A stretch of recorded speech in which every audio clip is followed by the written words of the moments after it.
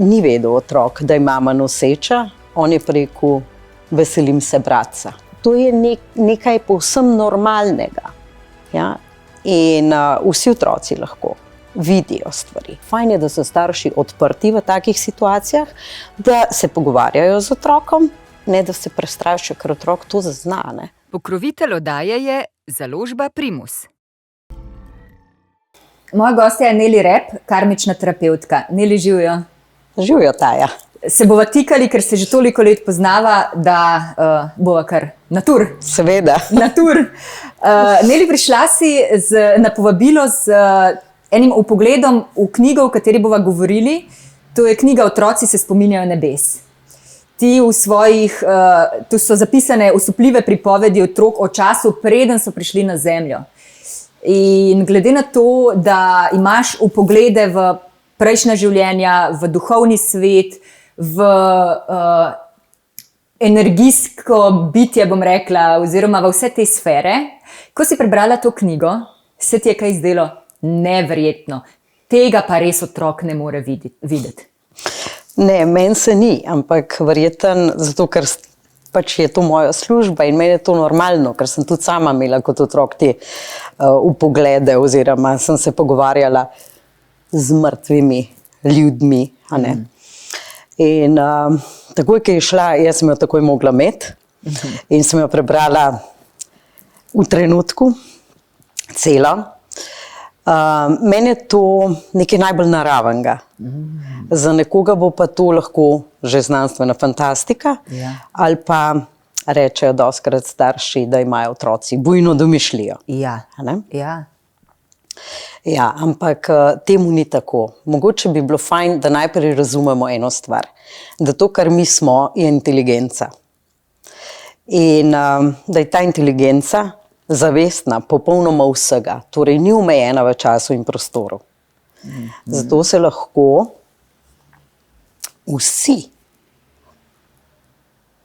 zavedamo večplastnosti življenja. Torej smo lahko tukaj in zdaj, ampak se spominjaš torej preteklosti, tudi svojih preteklih življenj, ali pa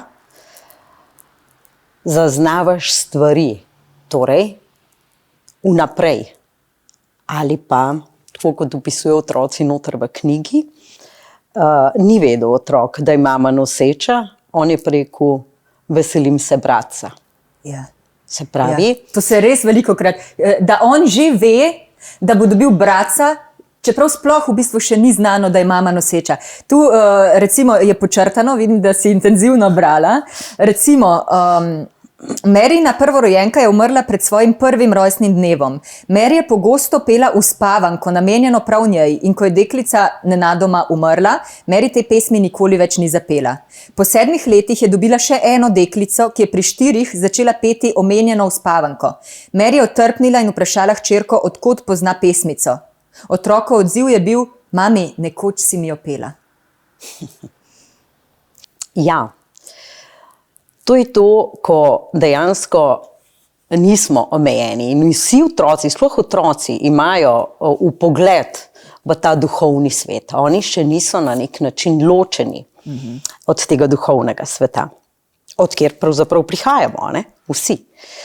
In če bi starši vedeli, da se otroci spominjajo marsičesa od prej, ker imajo še zelo dobro povezavo, bi lahko skoraj vsak otrok povedal kakšno zanimivo zgodbico.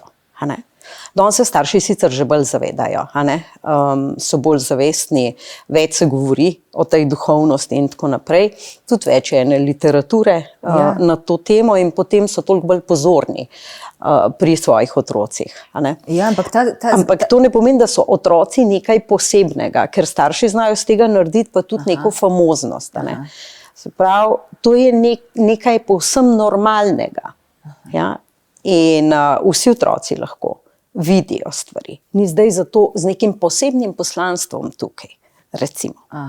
Ja, jaz se spomnim, ko me je pred leti klicala kolegica, ki ima sina, tudi hčerko kasneje, in je bil ta otrok star 4 leta in je klicala me popolnoma prestrašena, kaj naj naredi, da njen otrok govori, da je že živel in je povedal kje.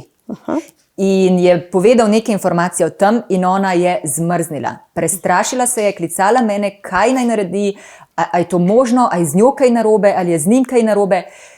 Kaj v tem primeru, recimo tu je tudi, so starši z različnimi zgodbami različno reagirali in sprejemali, ne? Kako reagirati recimo v takem primeru? In kako ločiti, kaj je res domišljija, ker vemo, da otroci imajo bujno domišljijo, hvala Bogu, in kaj je pač res vpogled čez tančico. Otroci recimo imajo lahko nek uvid v situacijo iz preteklosti in bojo to povedali. Ne bojo pa to non-stop govorili. Se pravi, on pove, to je to. A ne? Zdaj, a dobi kakšen odziv na to ali ne. Lahko konča s tem. Če pa domišljija, pa to dlje časa traja. A ne? In razlaga. Enkrat je ta prijateljček, drugič je to, enkrat se je nekaj zgodil, drugič se je spet nekaj 13. Skratka, tudi domišljija je del otrokovega razvoja in je zelo potrebna in je zelo dragocena. Se pravi, tudi če otrok filozofira, živi z nekimi namišljenimi prijateljčki, ni to nič narobe. Ampak tudi v namišljenih prijateljih ne, ta knjiga govori, da v bistvu tudi ta namišljen prijatelj, eni niso namišljeni, ne? Recimo so lahko to vodniki, angeli, ki pač jih otrok komunicira z njimi, ali kaj naj rečem, ne? Ja, ali pa tudi naši pokojni, a ne? Ki pridejo, niso oni v konstantnem stiku z nami, ampak prihajajo in otroci to detektirajo in lahko govorijo o tem. Se pravi, starše je lahko ob tem strah, ampak česa nas je pa pravzaprav strah na osnovi tega? Ja. Nečesa, kar mi ne zmoremo razumeti. Ampak to ne pomeni, da ne obstaja. Torej, fajn je, da so starši odprti v takih situacijah, da se pogovarjajo z otrokom, ne da se prestrašijo, ker otrok to zazna. Da se otrok ustraši in si lahko predstavlja, da je z njim nekaj narobe, da je čudena. Ampak v resnici ni čudena. Mi s časoma, torej, ko gre otrok v vrtec, v šolo, začne izgubljati ta stik s sabo, pravzaprav svojo bitjo. Kasneje, ko odrastemo, se pa zopet učimo stopiti nazaj v kontakt sam s sabo. Ja.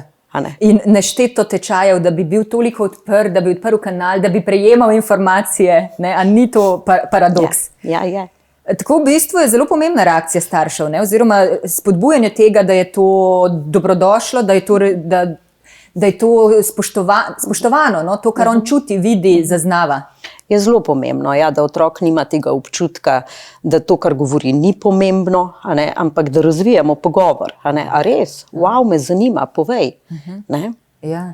Tudi če ne zmoreš razumeti, se ne moramo vsega razumeti. Saj tudi ne vem, kako te kamere funkcionirajo pa delajo. Ne? Ja. Ali pa vsaj po delčkih, mogoče nam ena stvar, ki nam jo en dan pove, druga stvar, ki nam je čez en teden, mogoče se takrat neka izpelja karkoli, rdeča nit. Moj sin Noah, ki jih ima zdaj 6, je intuitiven že od trenutka, ko se je rodil. Ve vse o svojih čakrah in duhovnih vodnikih. V svoji sobi se pogosto tiho pogovarja s svojim duhovnim vodnikom Billom. Imam celo video, na katerem se igra, okoli njega pa poplesavajo svetlobne krogle. Mislim, v tej knjigi, ko to bereš, je res vse skupaj normalno, ne? Postanete normalno, zato ker je tukaj zbranih, ne vem, 50, 100, 200 zgodb. Ja. Tako da, ko to prebereš, rečeš, super. Jaz bom rekla, da vsak, ki prebere recimo to knjigo, da nekje znotraj sebe zazna, da to obstaja. Se pravi, to, kar mi smo, detektira popolnoma vse. In ko ti nekaj bereš, recimo, kar je resnično, ni pa utipljivo. Vsi imamo spomin na pretekla življenja, v sebi. V sebi, ja, to je to v bistvu. V sebi. Ali je ozaveščenje? Lahko ni ozaveščeno, ampak ko dobiš neko tako informacijo, ki prihaja iz tega duhovnega sveta, torej in je resnično, v tebi nekaj prebudi. Spontano. Rečeš sam, jaz mislim, da je to res, sam ne vem, kako je to mogoče. Saj pusto, vse živo je mogoče, si ne rabimo vsega vedeti pa razumeti. Ampak fajn je, da si mogoče malo dopustimo na stvari pogledati z drugega zornega kota ali pa se vprašati, kaj pa, če je to res? Ja, sem to, kar si rekla, da malo ta racio ta racionalni malo popusti, da lahko pridejo eni drugi vtisi, eni drugi občutki, ene druge senzacije, kako naj temu vse poimenujem, tisto, s čimer se izraža v bistvu ta naša duša, kot slike recimo, ne? Ker mi čim želimo besediti, govoriti o nečem, porabljamo lahko nešteto besed, to je pa samo en utrinek, ki je pa, če ga vidiš, cel film, mislim, ti pove res veliko, ne? To je tako, kot sanje, ker mi si predstavljamo, da sanjamo celo noč. Ja. V resnici gre samo za par sekund. Ja. In je cela zgodba. Ja. In lahko te spremlja cel dan z nekim močno prisotnostjo nečesa, česar niti ne znaš poimenovati, ali v pozitivno, ali pa v negativno. Ne? Tu je spet recimo ena zgodba, malo prebiram iz knjige, zato da se bolj začuti, o čem govoriva. Mogoče bi jaz tukaj še eno zelo pomembno stvar povedala, da otroci reagirajo samo na energije. Torej, ko so majhni, oni berajo energije. Recimo pri meni v šoli se učimo brati energije, ko odrastejo ljudje. Ampak otroci berajo energijo. Torej, tudi če sta starša skregana, ne pokažeta tega pred otroci, oni preberajo energijo in on točno ve, da med staršema ne štimajo stvari. Ja. In se ti lahko še toliko smehljaš in če te otrok vpraša, kaj je narobe. Nič, vse je v redu, veš, da ni. In ni prav, da rečemo, vse je v redu, ker ne bo več zaupal svojemu občutku. Ja. Zato otroci toliko bolj detektirajo stvari v okolju, zaznajo, lahko začutijo prisotnost nekoga, ki pride, ne vem, nekdo, ki je že mrtev. Pa reče, babica je prišla. Ja, se tudi v tem piše v knjigi. Ja, babica, dedek, ali celo nekdo, ki ga ni poznal, recimo, pa zdaj ve, da je del njegove rodbine, pa ga niti ni poznal tu na tej zemlji. Mislim, te vezi z onostranstvom se tu v tej knjigi, oziroma v takih zgodbah, bom rekla, se ni samo ta knjiga, v takih zgodbah zelo rahljajo. Ta svet postane zelo prisoten, pravzaprav zelo otipljiv. Zelo resničen. Meni se je zelo usedla eno, bom rekla, mnenje, oziroma, kar je opisuje en fantek, noter, da sta šla z mamico v nakupovalni center in je stal tam en gospod in je on razprl roke in je rekel, živijo, kada se poznata 100 let. V bistvu ga je pa prvič videl. Se pravi, te povezave, te vtisi, ki smo jih mi imeli v preteklem življenju, ostanejo znotraj nas. In se lahko zbudi v neki določeni situaciji, kot naprimer ta deček je zagledal tega gospoda in rekel mamici, to je moj prijatelj, veš. In to je fascinanten. Ali pa ne vem, zbudi se tudi znotraj človeka lahko, pri odrasli osebi govorim, posluša neko glasbo in zbudi nek spomin v človeku in ne ve, kam ga naj da. Ali pa zavonja. Ja. Von pa ni vonja, ni pocime, to vonja v sobi. Nič okoli tebe, kar bi dišal, ampak zavonjaš. To so ti neki, jaz rečem temu, praspomini. Praspomini. Veš, ko čutiš to, kar se pogovarjava, se mi zdi ta recimo svet, bom rekla, odraslih zahodnega sveta, govorim o tem naših prepričanjih, o tem našem strogem razumu, ki se ga tako oklepamo, se mi zdi kot iz betona. Kot iz betona. Prav vidim, kako ne gre čez, dokler res tega subtilnega ne ozavestiš, dokler ne pustiš, da si bolj fluiden, dokler ne začneš sprejemati malo širše ali pa malo z več občutka življenja v bistvu. Zdaj res je ta svet zelo materialen, zelo racionalen. Ampak ni samo to.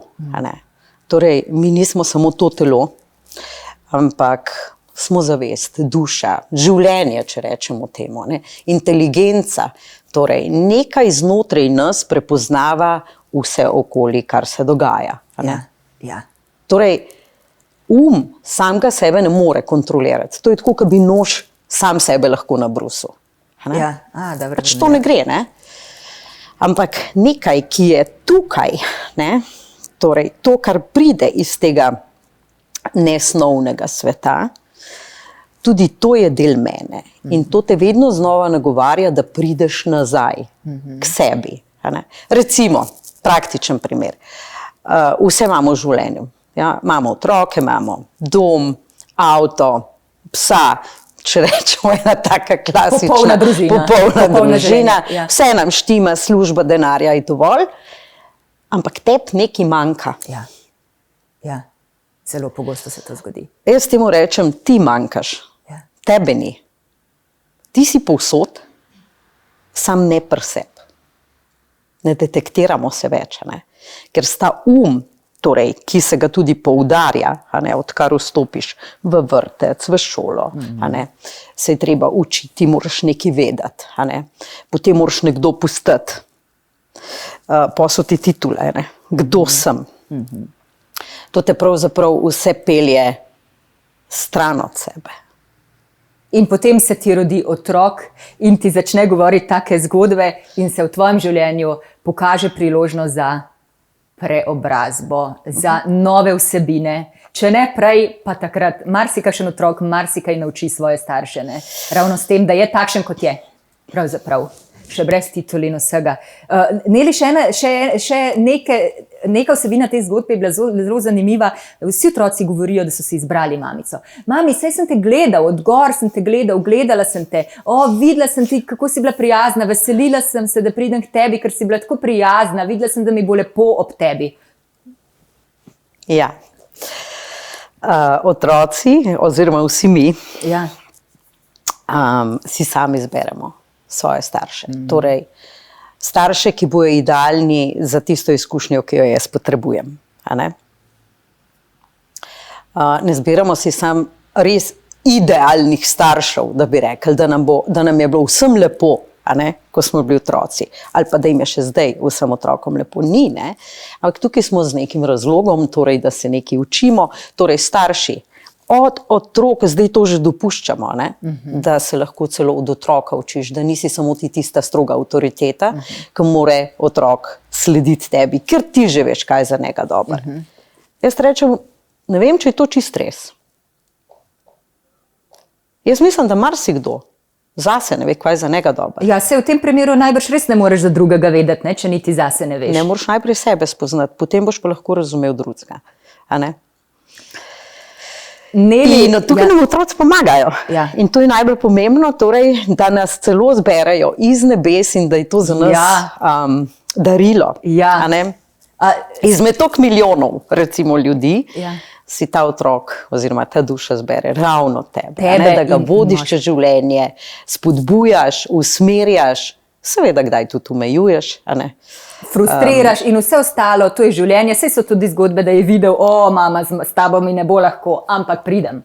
Mislim pač, to so te izkušnje življenja in usoda in tako naprej.